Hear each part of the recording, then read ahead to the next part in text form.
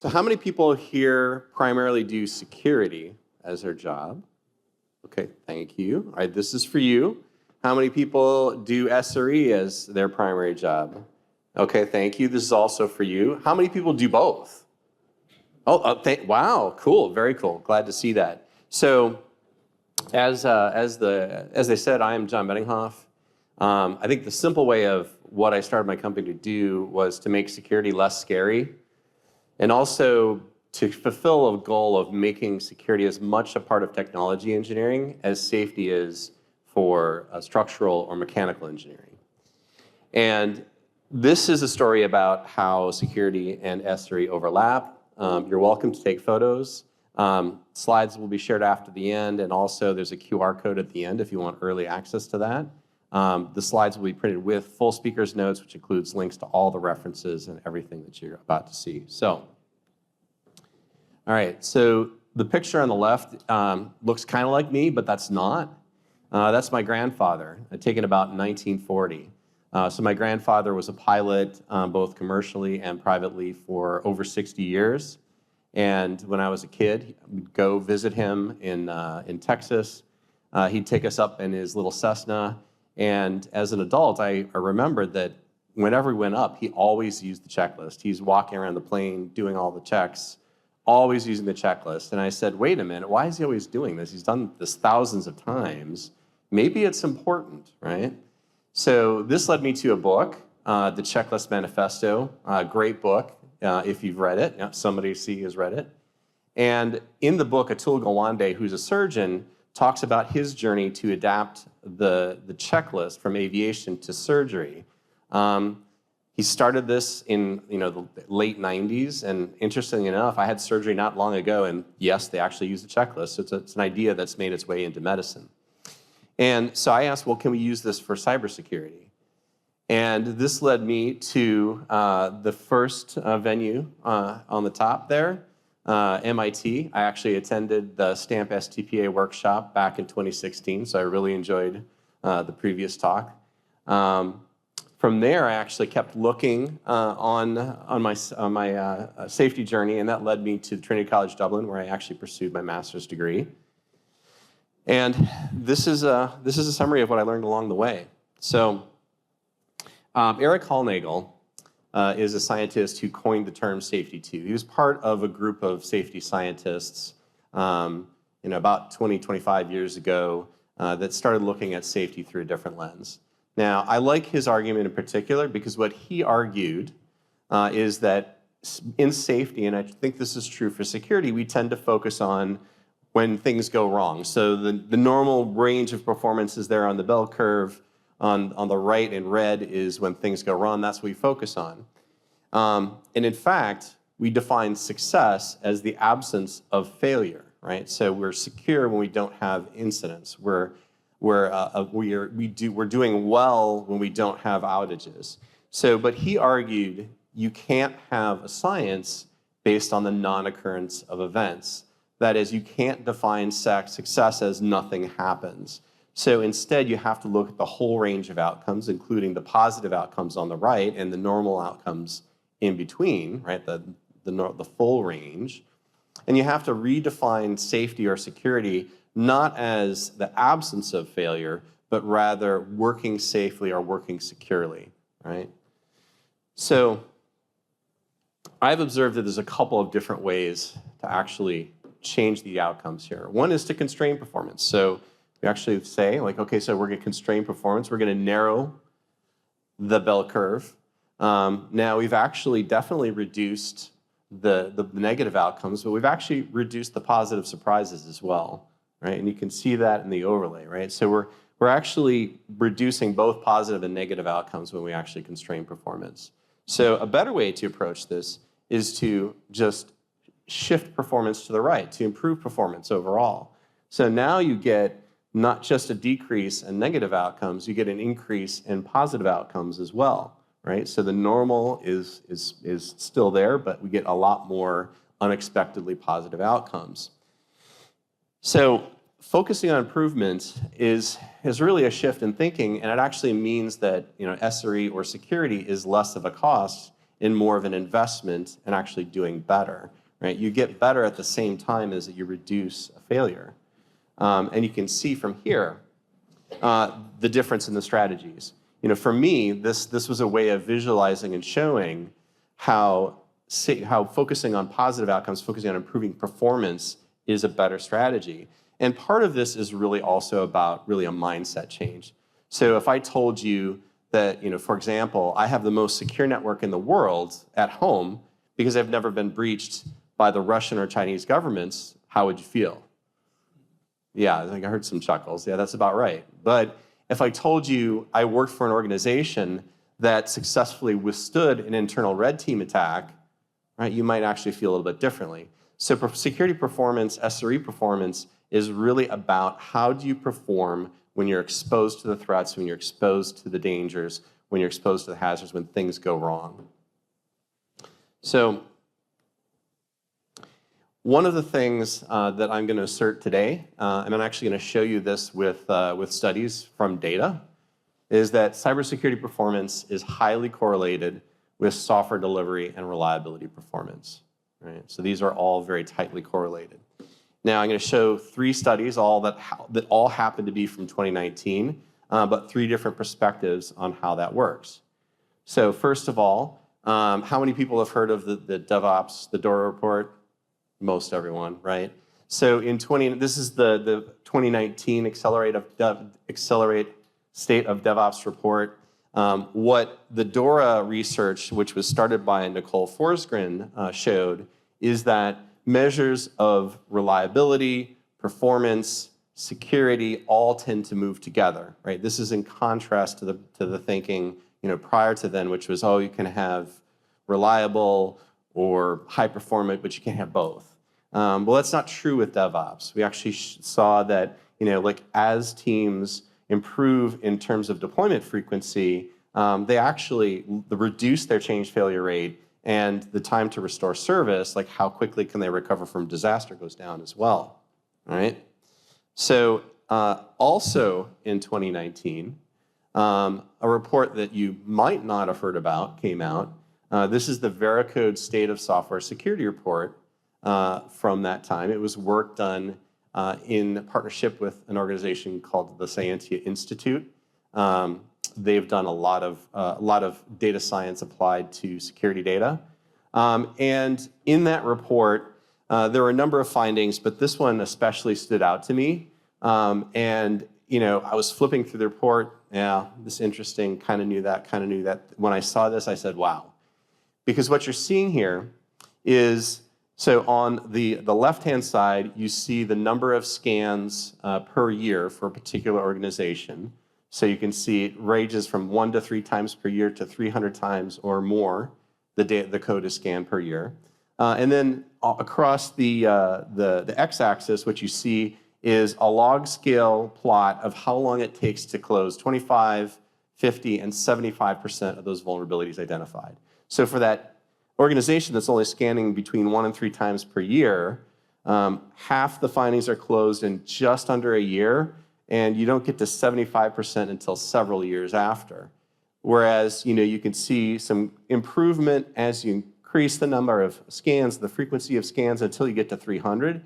So for teams that are scanning essentially daily, they're fixing those vulnerabilities in days, not weeks, months, or years. It's orders of magnitude faster. And so, this isn't just because they're testing faster, but I think it relates to that previous slide that teams doing DevOps are moving at a faster pace, and they're able to fix things faster, including security issues. So third set of research. Sorry? Okay. Third set of research, the 2019 State of the Software Supply Chain. This is research conducted by Gene Kim and Stephen McGill. They looked at the Java Maven repository. They looked at libraries in that, and they said, okay, let's look at this from a security perspective. What are these repositories doing, and how are they doing well? Well, the 2 key findings from that study. Most projects stay secure by staying up to date. That is to say, these They did not focus on updating security. They didn't focus on security updates. They just updated all the dependencies, right? So you do better by not narrowly focusing on just security issues, but just generally updating, because the way to remove those security issues is by updating software. Other key finding, projects that update dependencies more frequently generally stay more secure. Shouldn't be a surprise, right? So if you're updating frequently, you're going to be pulling in those security fixes faster, you're going to be more secure. So I actually personally have taken this to heart. I encourage teams to do this as well. They don't always have the ability to do so, but I start my development, which these days is mostly writing code in R, but I do start my development by updating my dependencies, right? So before I start work on a feature or whatever it is that I have to do, I'll just update all the dependencies and fix whatever breakage that happens. Because I do this regularly, the breakage is usually small, but I also don't worry about security because I'm constantly updating. All right. So this is something that I've created, kind of reflecting on all what I've learned both in safety and from the data. What I came to realize, and I truly believe, is that there is essentially a lot of overlap between security performance and let's call it general technology performance. And there's 3 modes of that. One is that security performance is entirely contained within general performance. Mode 2 is that they're overlapping, right? So there's some that's within and some that's outside. And mode 3, which is basically, so you're dealing with something that's so new or so novel that the general technology performance isn't there yet. So supply chain attacks at one time would fall into this category, right? It was a new attack that we didn't have any general practices and technology to deal with. Now, I'm not going to talk about mode 3, but I am going to talk about mode 1 and 2 and how that applies to SRE. All right. So a little bit of a detour. One of the things that has happened recently in the security space is that we really are starting to get data on what really works. We're getting it from both industry studies, academic studies, as well as studies based on insurance claims. The rise of cyber insurance has meant that we're getting more data about security failures. And this paper, which was published in 2024, basically did a meta-analysis of those papers and saw what works. The top 2 security controls were managing your attack surface, right? Which is essentially you're talking about configuration and inventory, and patching cadence, how quickly do you update your stuff. The other factors that they found that were meaningful, using cloud-based email as opposed to on-premise. Interestingly, avoiding specific brands of VPNs. One specific VPN vendor was associated with a 300% increase in the likelihood of a breach. The paper will tell you which one. But also using multi-factor authentication. Interestingly, they also found that MFA was most successful when applied at an individual level. When organizations adopted it, it was less clear. I think, frankly, that's because that probably wasn't widely enough deployed. All right. So going back to mode 1, right? So we're looking at these top security controls. Attack surface management, really, that's just inventory and configuration management. That's a core SRE activity. You're talking about patching cadence, you're talking about software updates and dependency management, another core activity. So 2 of the most effective ways to improve your security are essentially maintenance.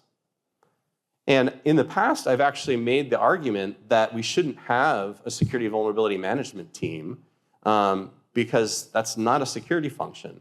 The only useful measure they have is maybe just an additional independent check just to see how well we're maintaining our systems. The challenge isn't knowing what to do. The challenge is actually getting the time and space to do the maintenance instead of working on the features. All right. So what are the overlapping capabilities? This is really the interesting part of the talk, there's really 4 key areas that I want to talk about today. There's probably more than that, but these are really kind of represent some of the core overlapping capabilities of the SRE and the security teams. First is observability. Second, incident response and post-incident investigations, and the very broad category of testing. So I will make the assertion that observability is observability. One of my first projects when I started in security many years ago was building an open source network intrusion detection system, right? So a security monitoring system using some open source software called Shadow. Now Shadow, people may or may not know of it. It was basically TCP dump and some Perl scripts that created web pages, right? And this was very early on in the network security days. It was capable of detecting detecting things at the protocol level. It couldn't get any deeper than that, but that's what we had at the time. And one of the interesting things that happened to me after building this system was that I'd start looking at what's going on in my network security detectors, and every once in a while I'd call up the regular network people and say, hey, is there something going on? And every once in a while the answer was yes. And the flip side of that was every once in a while they'd call me up and say, hey, is something going on? And usually the answer was no. But I do also remember being called early one morning when there was a new worm circulating called SQL Slammer. Is anybody old enough to? Yes, a couple people remember SQL Slammer. Yeah, there was no mistaking that something was really wrong. But I think it was interesting because we were both looking at the network through slightly different lenses. The thing is that both teams really benefit from being able to get some insight to what's happening below the line, beneath, like inside those software-based systems, and we both have a need to know what's happening, to infer what's going on. We're just looking at it through slightly different lenses, whereas SRE is more concerned with performance, availability. The security team is more concerned about anomalies. All right, so I think the market for observability tools actually backs this up. So SEM, which is I always forget the acronym, it's Security Information and Event Management. It's essentially a way of creating a dashboard for your security team to roll up all the interesting security incidents and events that's going on. Historically, that was a separate tool from your other traditional logging and observability tools. But I went out and looked at a vendor's quadrant. You might even call it a magic quadrant. And this is, if you look, I skipped the one quadrant, but looking at these tools, I looked at the tools in each of the quadrants and said, okay, so which of these actually were created as a security-specific tool, and how many of them are actually general observability tools that were extended into this space? And what you can see here is about half of them, a little less than half, were actually originally general purpose tools where they added on security features. And in fact, the top 2 are both general purpose tools where security was an additional component that was added. I've personally seen this in action where organizations have moved away from a SEM tool to a general tool. This makes sense from a cost savings perspective because you're using one platform instead of 2. And quite frankly, especially at large organizations, I've found that the security tools don't actually scale as well, right? They're designed for security needs. They're not designed for pure observability. So I think that I'd like to see more vendors get involved in this space and add security extensions to their tools. All right, so let's talk about incident response and investigation. So what you're seeing here is a graph of some Monte Carlo simulations that I ran let's say, as a thought experiment. So this shows kind of like what's similar and different about security incidents as well as kind of typical outage incidents. Now, security incidents are very much larger, but much less frequent. Security kind of publicly reported security incidents happen at a rate of about once every 3 to 10 years, depending on the size of the organization. I'd ask, does anybody have outages only about once every 3 to 10 years? I mean, that'd be great. But no, it happens much more often. So the pattern that I've seen is that the impact of those events does tend to be the same, a log normal distribution, so a very long tail. The frequency, again, is very, very different. What you see here, this is on a log scale. They look pretty much the same, except, and you probably can't see this because the writing is very small, the order of magnitude is substantially different. So the range of events of the cybersecurity ranges from about $100 to 10 billion.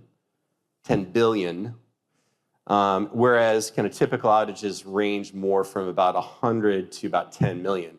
And the median range, like a typical incident in this particular situation, which was for a very large company, was that about $100,000 was the typical loss from an outage event, whereas it'd be about 10 times that, $1 million loss for a cybersecurity event. So this kind of difference in dealing with small but very impactful versus more frequent and less impactful events, I think really drives the key differences between those types of incident response and investigation. So, there's overlap here, but there's definitely differences, right? So on the security team, they're used to incidents that are lasting for days or possibly weeks. So much longer. They have a planning horizon for incident response that's much longer. On the SRE team, incidents typically only last hours. If they last longer than that, it's a really bad day. On the SRE side, you're having incidents often enough that you're on call and you're expecting to get a call because an incident occurred. On the security team, teams actually aren't waiting around for the security breach. They do things like threat hunting, where they're actively out looking in the systems, trying to spot malicious attackers inside the system before those breaches occur. Similarly, the forensics investigation on a security team can be much more in-depth and take much longer after a security incident, whereas although we'd like to spend more time on that, the post-incident review on the SRE side is often kept shorter because there's a demand by management to turn those incident reviews around quickly and move on to the next thing. Interestingly enough, both teams have experts in packet analysis and memory dumps, right? And unfortunately, a key difference here is that is how we actually treat information.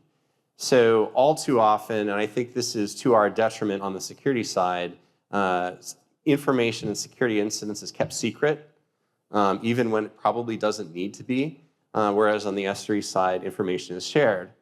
Now, the nice thing about this is what can happen, which doesn't happen, I think, often enough, is you have teams working together on an incident. Right? You may not know if it's a security incident or not. You have different perspectives and have complementary skill sets for identifying what's wrong, right? The security team is going to be is more inclined to look for the needles in the haystack. They're going to have more experience finding anomalies, whereas the SRE team has more practice around coordination and getting people on the call, right? So when you need help, they're more practiced at bringing in the help and calling in the extra team. So I think that it's different and complementary. All right, so let's talk about testing. I'm going to have a complete and comprehensive review of all testing that's out there. No, I'm not, because we'd never be done, right? So testing is a big topic. I don't even want to list the kinds of tests because people would argue with me. For me, testing really comes down to one thing, though, right? So the question we want answered by testing is, does the system behave the way we expect, right? Now, in the SRE and security space, there's a little caveat to that when things aren't going well, right? So like we saw in the previous talk, it's human nature to focus on the happy path, right? But the SREs and the security people both look at, what about the unhappy path? maybe slightly different kinds of unhappiness, right? The SRE team is thinking about what things can go wrong when mistakes happen, when things don't work the way we expect them to, and the security team's looking at what if somebody's actually deliberately trying to break us. So there's many things that we can do to kind of answer that question. Some of these things include things like static code analysis, chaos engineering, formal methods, could be STPA, could be language constraints, so things like memory safe languages and using parameterized SQL queries. But it also includes things even like just documentation and writing down our assumptions about how the system works and how the world works, right? So if we have to make assumptions about how the how the world outside of our system works, if those assumptions are violated in the future, that's a signal to us that there may be design weaknesses in our system. So, and continual testing with automation is key to all of this, right? So one of the teams that I worked with, an internal team that was of software engineers that was very good at what they do, I was talking to him like, well, what about your security bugs? He said, we don't have bugs. And yeah, what he really meant was we don't have any bugs in our backlog, right? If they came across the bug, they triaged it and resolved it quickly. And so I think that's the thing. A bug is a bug. Whether we find whether it's a security bug or a reliability or a bug that hampers our resilience in some way, if we find and fix a bug, we're going to actually have a better system that's going to be more likely to perform better and be more likely to be secure.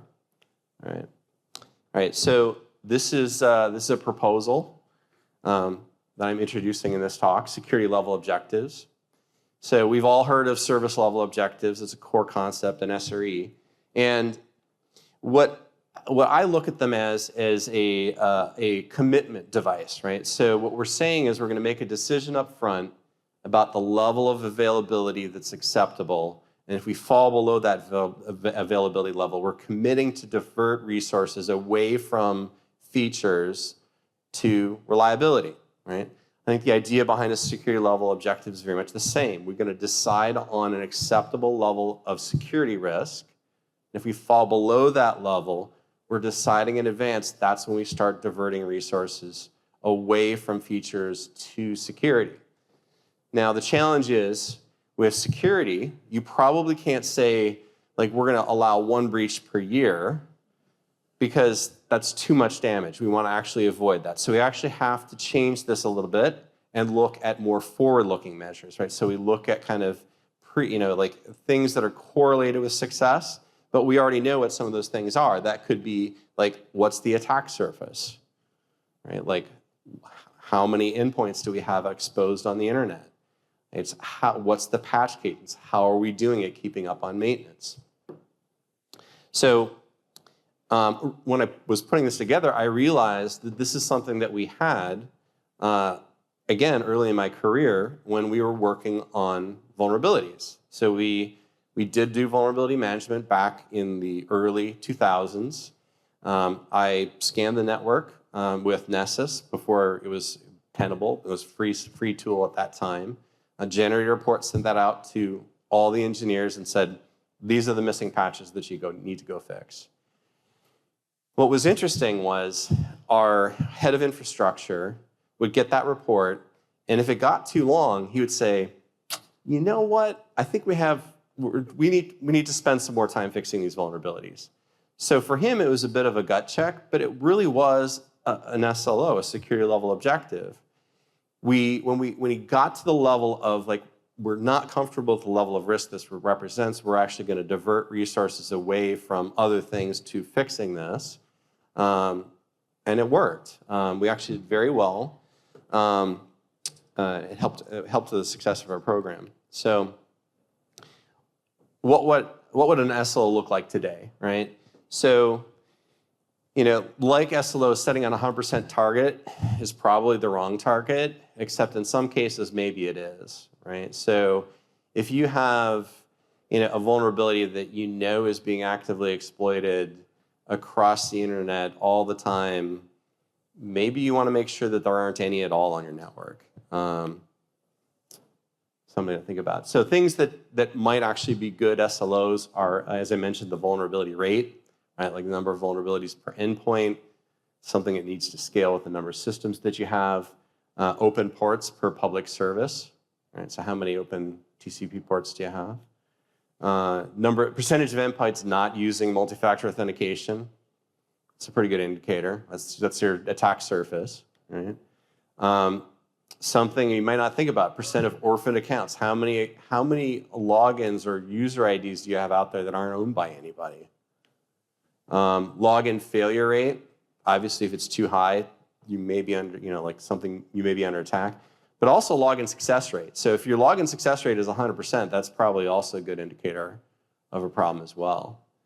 So we'll go to practical takeaways, and I think we'll have plenty of time for questions.